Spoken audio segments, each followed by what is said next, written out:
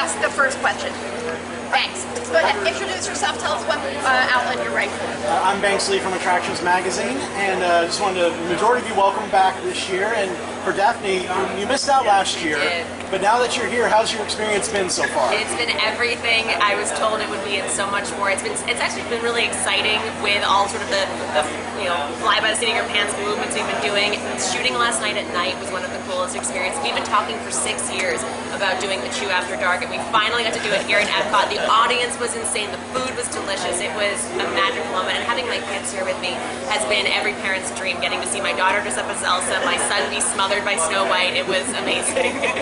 He survived. He survived. Hugged. Great.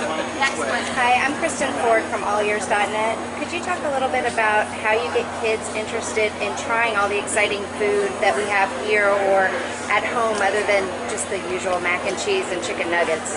I think you get them involved in the process. Like I do a lot of gardening at home, and when my nephews and Kyle was younger, you get them involved in the garden.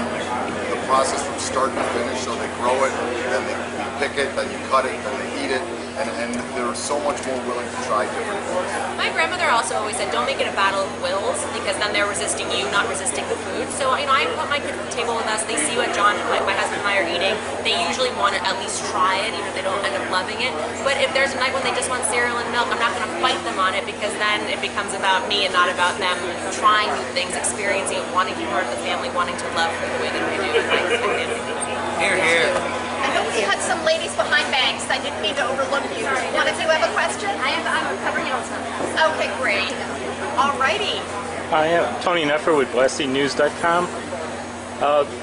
Other than the Chew Collective, what is your favorite item here at the Epcot Festival? Ooh, that's a tough one. Did you guys have that pulled pork sandwich? Did.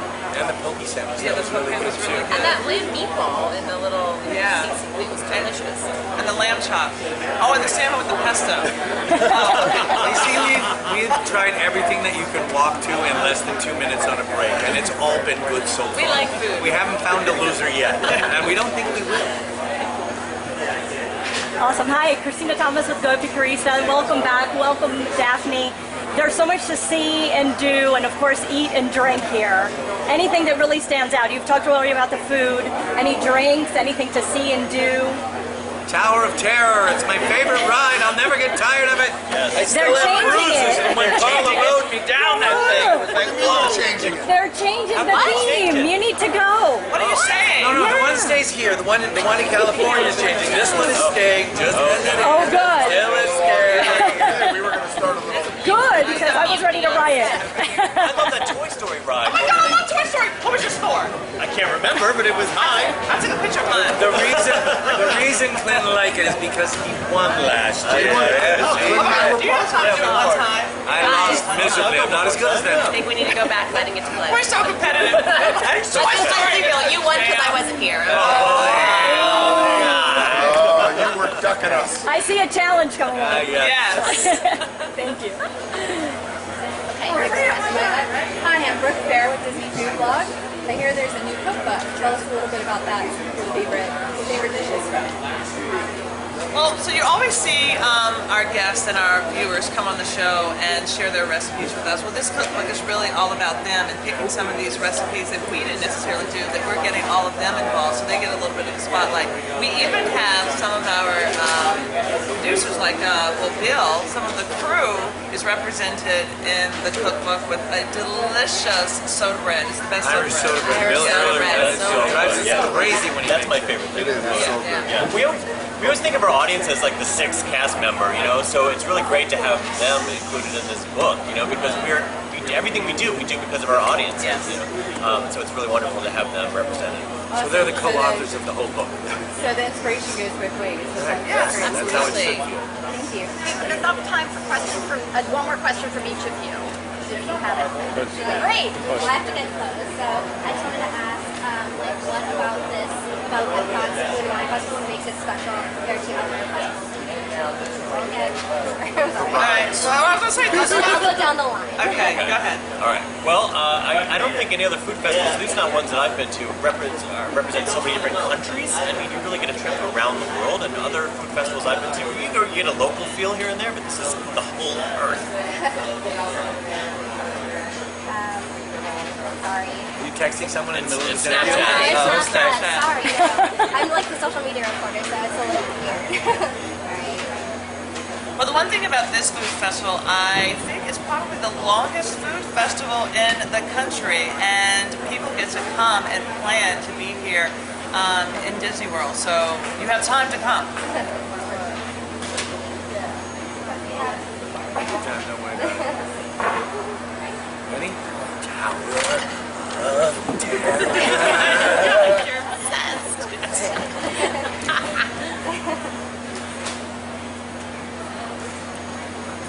Oh, I'm here. Okay, you're going. Sorry. Oh, you don't understand. Give me the phone. Let me do it Oh the my selfie God. way, and I'll know what's going on. Put the ears on her and stuff. I'm just gonna stand up and let you see. You can see not only Russia from your house, you can also see Greece and what's back there, France. Every country you could ever want to visit. Food made by people from those countries. It's authentic, delicious, and perfect. And I ran out of time. Damn. Shocking. I wish we could Snapchat you through the whole They show. all got it. I think the thing that makes this festival so special is kind of the party outside the festival. There's no other food festival that you go to throughout the country where there's different rides, there's entertainment for the entire family, there's golf. So there's a million different things you can do in addition to the festival itself. Thank you so much, guys. Thank you. Now, you know, Walt Disney World not just has the Food and Wine Festival, we have so many restaurants around the property. Do you have a restaurant you always have to hit up when you come to Walt Disney World? You try a different one every time. Yeah, I do too. Wait, I went to the new one when I was here. What was that place called? Oh my gosh, it was like African and Asian. No, I went to Symon the other night. It's delicious. Oh my God, Non-bread. You know what? I had a whole fried fish with like a tiffin. It was unreal. The whole fried fish with a fermented bean sauce underneath and this incredible spicy cabbage sauce. It was like it was literally, you know, top quality food. It was out of this world. It was so good. I think the thing that makes it so great here now is, I mean, we have so many chef friends, there's so many different places that are over here, so there's an incredible amount of variety. It's like, you know, like when you go to Las Vegas, you can go to 20 different, 30 different, 40 different chef restaurants, and now that's really happening here too, which makes it a real dining destination. So going back to kids, how would you get kids interested in trying different things here at the festival, not just at home, but here? I think the same thing that Michael talked about with getting them involved in the process. So let's say you have a globe and let's have them spin it and point their finger and say that's where we're going to go, and it makes it a game so that they get to try something and then talk about the people who are there. So make it not just about the food, but someone they're getting to know. And I think it sort of becomes like this fun little thing. My kids are in college, it's sad. They don't want to come with me right this year. In a couple years, they'll come back and they'll be very excited. And I don't have kids. My approach would be, you're going to eat this and you're going to like it. That's why I don't have kids. Well, no, it's like I have some friends that are their kids are on the spectrum, so they always have a lot of food phobias. And what they've done is they've turned it into kind of a game. Like every day we're going to try something different. Or every week we're going to try something different. And you could do the same thing here as you walk around the park. Today we're going to try one new thing. What's the one new thing you want to try today? You know, and it makes it more adventurous. And I think to your point, Carla, like about the specificity of it, getting to know the people, not just the food. Like I went into Morocco, and you are surrounded, like you're in the bazaar all of a sudden. There are the these authentic the tiles that you're experiencing, the artwork. Then there are the outfits, and there's the food that goes hand in hand with it. And I think kids want experience. They want to be treated with respect. They want you to stretch their limits, but also let them have a role in that. And I think when you take them someplace that gives them that whole world and that puts them right in that place, and for you as a parent it could be easier, just walking them from country to country, it incentivizes them not to fight you on it. Have Mickey eat it first. Have Mickey eat it first. That's right. Goofy. Yeah, we have so many celebrity chefs opening restaurants in Disney Springs. Have any of you thought about opening one? Because Carl, you just recently opened one in New York.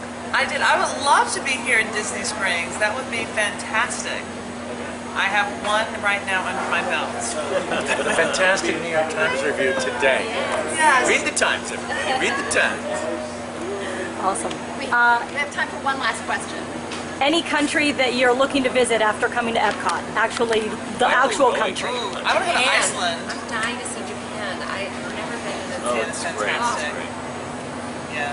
I bought too much Japanese candy at the Epcot store. One shot. And you're already done I with know. it. People I wanna really go to like the apple Singapore. cherries. I want to go to Singapore. I want to go to Greece. Maybe not at the time. Thank you. Thank you. Thank you. So thank you all.